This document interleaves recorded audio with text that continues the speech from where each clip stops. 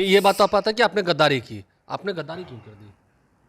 हम लोगों ने कोई गद्दारी नहीं की। जब पार्टी स्प्लिट हुआ, बल्कि हम तो कहेंगे कि गद्दारी तो सही माने में आप पूछे तो चिराग पासवान जी ने किया, और ये लालू जी का बड़ापन है कि ज्वाइन करते के साथ उन्होंने एक बड़ा पद से नवाजा।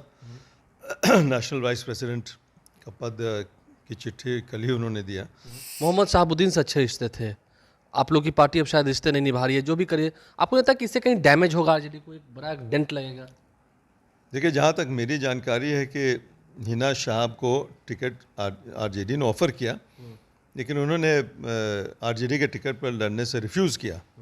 नमस्कार, मेरा नाम आलोक है। आप लाइव स्टीज देख रहे हैं। चुनावी समर है। हमारे साथ चौधरी महबूब अली कैसर हैं, परिचय के मोहताज नहीं हैं। कल ही इन्होंने राजद का दामन थामा है, आरजेडी के राष्ट्रीय उपाध्यक्ष भी बनाए गए। लालू प्रसाद के पुराने कह सकें जो सिपाही रहे हैं उनमें से एक है। फिर आपकी जो घर वापसी हुई है चुनाव के समय में, ये पूरी तरह से चर्चा है कि क्या बात है, बीजेपी ने मुसलमानों को तरजीह तो नहीं दी, लेकिन एक जो वातावरण बनता जा रहा है इस चुनाव के समय में, नरेंद्र मोदी जो कह रहे हैं, हम उस पर भी आएंगे। लेकिन आपका आरजेडी में वापस लौटना, पहले आप कांग्रेस के प्रदेश अध्यक्ष भी रहे हैं, बड़ा आपका व्यक्तित्व रहा है, कैसे देखते हैं चुनाव से पहले?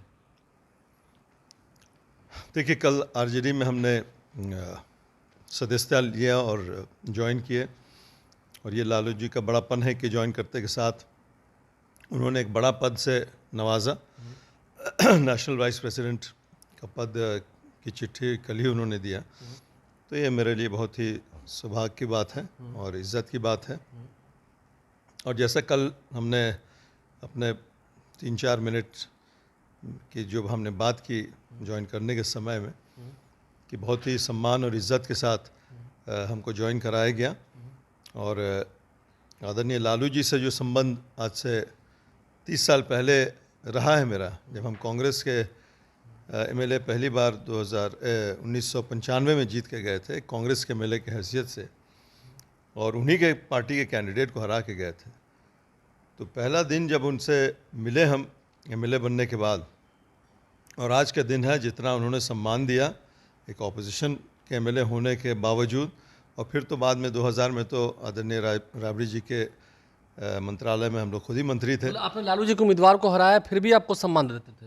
बिल्कुल, यही हम कह रहे हैं कि उनके उम्मीदवार को हरा करके, उनके पार्टी को हरा करके गए थे, और जिस तरह का सम्मान उन्होंने दिया, और जो हम लोग को क्षेत्र की समस्या थी या कुछ छोटा मोटा ट्रांसफ़र पोस्टिंग, उसमें जो तरजीह हम लोग को उन्होंने दिया, और सिर्फ हमको नहीं बल्कि तमाम जो जीत करके गए थे, कांग्रेस के हों या उनके दल के तो थे ही, सबको एक पॉलिसी के तहत के एमएलए जीत के गए तो उनके रिकमेंडेशन पर बीडीओ हो, सीओ हो, सबका पोस्टिंग किया जाना चाहिए। उसमें पूरी तरजीह उन्होंने हम लोग को दिया, और ख़ास करके हमको तो उन्होंने बहुत ही तरजीह भी दिया और प्यार भी दिया।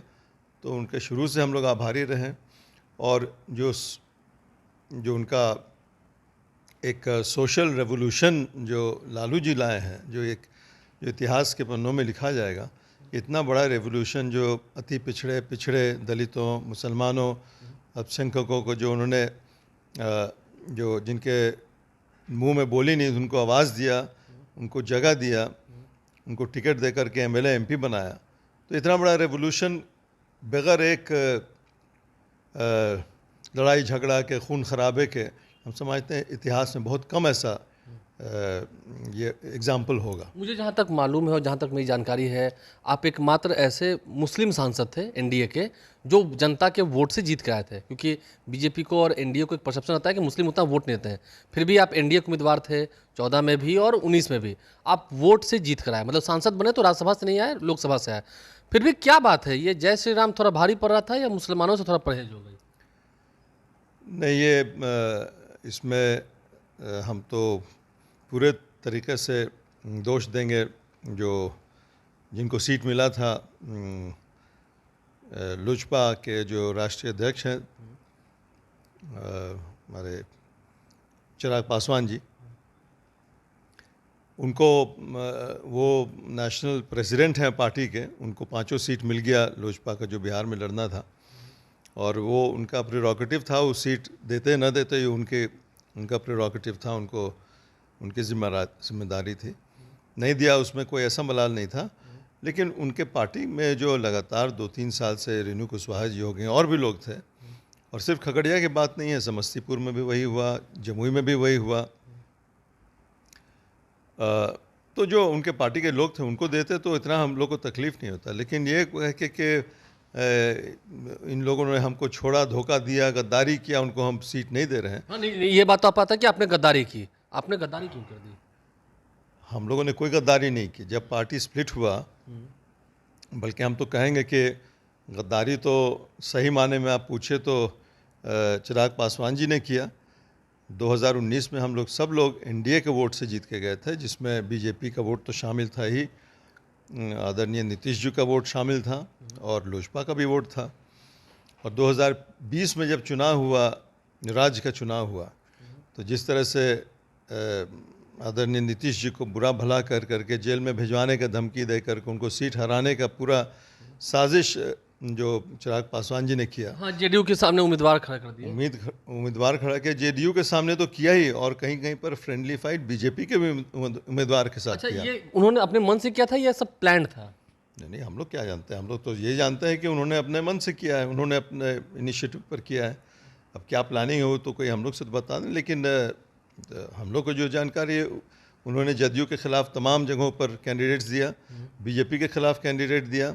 तो गद्दारी किसने किया? जिनका वोट आप लेकर के आए हैं, जदयू का, बीजेपी के वोट से आप एमएलए एमपी बने और उनके खिलाफ आप कैंडिडेट दे रहे हैं, तो कौन गद्दार हुआ? हम तो नहीं समझते हैं कि हम लोगों ने क्या किया। हम लोगों ने तो एक पार्टी का लीडरशिप को चेंज किया।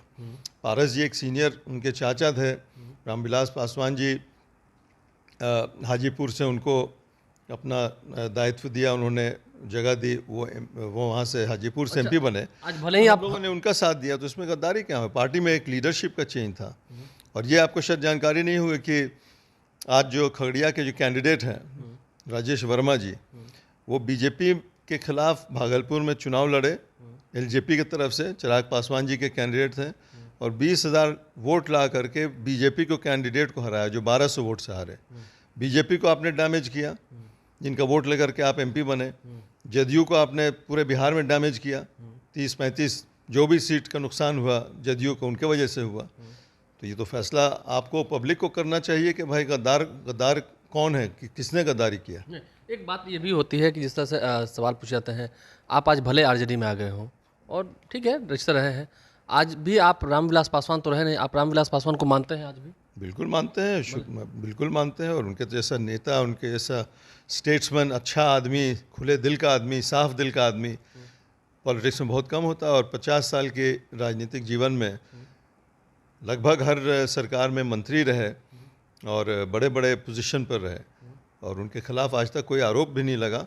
तो ये बड़ी बात है। और सबको, हर पार्टी के लोग को लेकर के चलते थे, और बहुत ही इतने बड़े स्टेचर को होने के बावजूद बहुत डाउन टू अर्थ आदमी थे। चिराग वैसे नहीं है?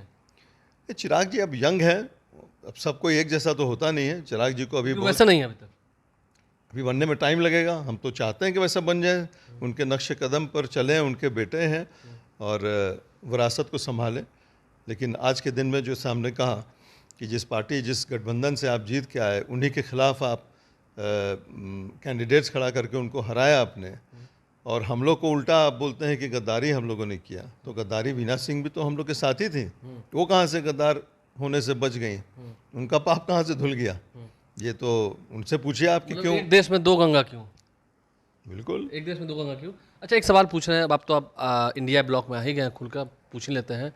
प्रधानमंत्री नरेंद्र मोदी जिस तरह से कह रहे हैं, क्योंकि आप भी मुस्लिम धर्म से हैं, मुसलमान हैं, चौधरी महबूब अली कैसर आपका नाम है, आपके बेटे भी आरजेडी के विधायक हैं, आप अब आरजेडी में आ गए हैं, राष्ट्रीय उपाध्यक्ष हैं, तो आप लोग तो ज़मीन कब्जा कर लेंगे हिंदुस्तान की, औरतों के मंगलसूत्र को आप लोग तक नहीं छोड़ेंगे।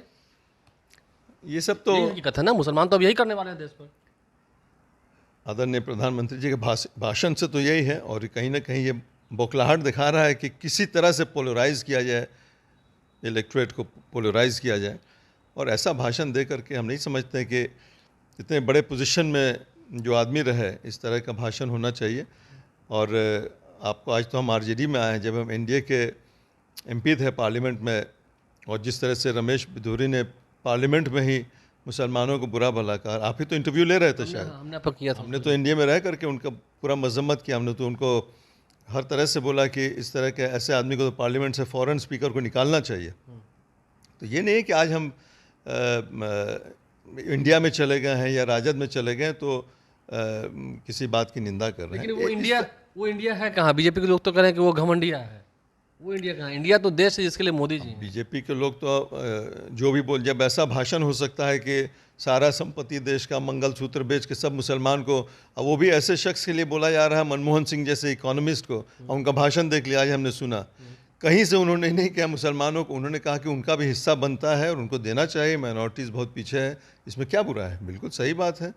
अब सचार कमेटी का रिपोर्ट पढ़ लीजिए, दलितों से भी पिछला, अब 25 करोड़ अगर कहीं का पॉपुलेशन है और आप चाह रहे हैं कि 2047 में आप दुनिया की थर्ड जीडीपी और सुपर पावर बने, तो आप 25 करोड़ उस टाइम तक तो हो सकता है 40 करोड़ हो जाए। वो अगर गरीब रहे और पिछड़ा रहे तो आप कहाँ से तीसरे नंबर पहुँचिएगा? हाल दिल हम आपसे जानना चाहेंगे, आप हाल दिल बताइए। शाहनवाज हुसैन अभी बीजेपी में हैं, कैसे रह रहे होंगे? क्योंकि वो कहाँ है, अब तो टिकट भी नहीं मिला शाहनवाज हुसैन के साथ। अब उनका दिल का हाल क्या है ये हम कैसे बताएं, लेकिन हमने तो कहा कि भाई हम तो एनडीए में रहे, तो एमपी रह करके भी जो ऐसी बात हुई जो एकदम मुहम्मिल और बेबुनियाद और घटिया बात थी, उसका हमने उस टाइम भी निंदा की और आज भी कर रहे हैं। मतलब शाहनवाज हुसैन को भी जगह नहीं मिल रही है बीजेपी में, क्या सम्मान मिला तो दिख रहा है?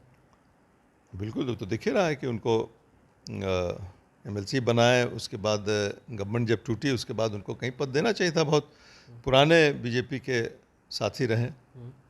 एक अंतिम सवाल है मेरा, जिस तरह से अभी चुनाव हो रहे हैं, आप भी अब चुनावी समर में कूदेंगे, हर तरफ प्रचार प्रसार करेंगे, एक आप लोग की तरफ भी एक है इल्ज़ाम लग रहा है जो मोहम्मद शहाबुद्दीन से अच्छे रिश्ते थे, आप लोग की पार्टी अब शायद रिश्ते नहीं निभा रही है, जो भी करिए, आपको लगता है कि इससे कहीं डैमेज होगा आरजेडी को, एक बड़ा डेंट लगेगा? देखिए, जहाँ तक मेरी जानकारी है कि हिना शाहब को टिकट आरजेडी ने ऑफ़र किया, लेकिन उन्होंने आरजेडी के टिकट पर लड़ने से रिफ्यूज़ किया, और जब रिफ्यूज़ किया उनका जो भी कारण रहा, जो भी वजह रही हो, उन्होंने रिफ्यूज़ किया, तो इसमें आरजेडी का क्या कसूर है? तो वो तो चाहते थे कि आरजेडी के टिकट से लड़ें वो, लेकिन उनका कैलकुलेशन कुछ और है कि इंडिपेंडेंस उनका ज़्यादा अच्छा चांस है, तो उन्होंने रिफ्यूज़ किया। वो अपना प्रयोग कर रही हैं, वो अपना एक्सपेरिमेंट कर रही हैं। हाँ, वो अपना एक्सपेरिमेंट कर रही हैं, उसमें उनको लगा कि ज़्यादा एनडीए का वोट उनको ज़्यादा मिल जाएगा, इधर आरजेडी से लड़ेंगे तो शायद वो वोट कम जाएगा, जो भी उनका कैलकुलेशन रहा वो तो वो जाने। लेकिन आरजेडी की तरफ से तो उनको, जहाँ तक हम तो कल ही ज्वाइन किए हैं, और हमको जहाँ तक जानकारी है कि उनको ऑफर किया गया लगता था। है आपको 400 पार हो जाएगा नरेंद्र मोदी का? बिहार में आप घूमेंगे, हर जगह घूमेंगे, क्या लगता है बिहार की स्थिति क्या होने वाली है? देखिए, कोई भी आदमी जो लॉजिकली बात करेगा, वो आप कर्नाटका हो गया, मध्य प्रदेश हो गया, राजस्थान हो गया, बिहार हो गया, यूपी हो गया, ये सब बड़े बड़े स्टेट्स में जहाँ चंक सीट्स है, वहाँ लगभग 100% बीजेपी का पिछले बार था। तो इस बार ऐसा होता हो तो दिखता नहीं है। साउथ इंडिया में जो बीजेपी की हालत पिछले बार थी, हम समझते हैं कि बहुत कोशिश के बाद भी कहीं से कोई इम्प्रूवमेंट का दिख नहीं रहा है। तो कहाँ से 400? पिछले बार 303 था, 303 था। अब 100 सीट का इजाफा होगा कि 100 सीट घटेगा, हमको तो ज़्यादा लॉजिकल लगता है कि 800 सीट घटना चाहिए। 200 भी क्रॉस नहीं हो पाएंगे? ये तो हम नहीं बता सकते, हम कोई सेफोलॉजिस्ट तो है नहीं कि पूरे देश का हम हिसाब किताब। बिहार की तो नब्ज टटोल रहे ना, बिहार में क्या रहता है, 40 में से पिछली बार 39 था। बिहार में भी जैसा हमने कहा कि पूरे जितने 5-6 स्टेट के नाम है, बिहार में भी लगभग 100 पर। एक किशनगंज एनडीए का नहीं था, लेकिन इस बार तो आप लोग का भी आंकड़ा है कि अभी आप लोग बोल रहे हैं कि 6-7 सीट इंडिया को जाना चाहिए। आने वाले दिन में हम समझते हैं 2-4 सीट और बढ़ेगा, तो 12-13 तो हम लोग का भी है कि इंडिया को जाना चाहिए। मतलब कि रीज़नेबल, एक लॉजिकल जो अंडरस्टैंडिंग है, क्या होता है, लोग कैसे वोट करते हैं, तो 4 ही को पता चलेगा। 4 को ही पता चलेगा। चौधरी महबूब अली कैसर आरजेडी के राष्ट्रीय उपाध्यक्ष बने हैं, अभी सांसद हैं, क्या कुछ उन्होंने खुलकर कहा है, क्यों वापस लालू प्रसाद यादव के साथ आए, गद्दार जो शब्द इस्तेमाल किया गया वो कहीं ना कहीं दिल पर चुभ गई, और उसका जवाब भी क्या दिया आपने सुना है। हमारे चैनल को सब्सक्राइब कर लें, साथ साथ फेसबुक पेज भी लाइक करें। धन्यवाद।